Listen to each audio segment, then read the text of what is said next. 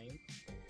ICT Bangladesh এর software engineering কোর্সের 25/3 batch student. তো আজকে আমি এখানে টিকেটিং এর একটি ওয়েব অ্যাপ্লিকেশন বানাইছি। সো অ্যাপ্লিকেশনটি এখন রান করতেছি।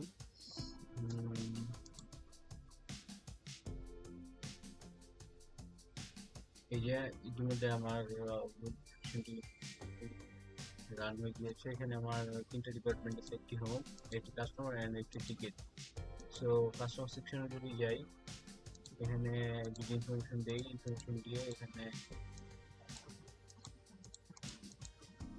প্রত্যেকটি ইনফরমেশন ফিল আপ করলে, ডেট দিলে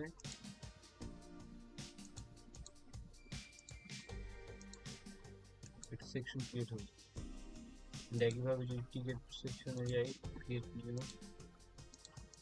দেন ফিল আপ করি ইনফরমেশনগুলি,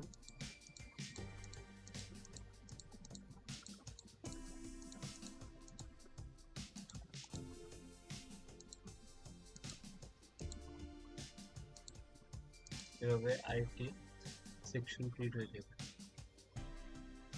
এটাই ছিল আমার প্রজেক্ট।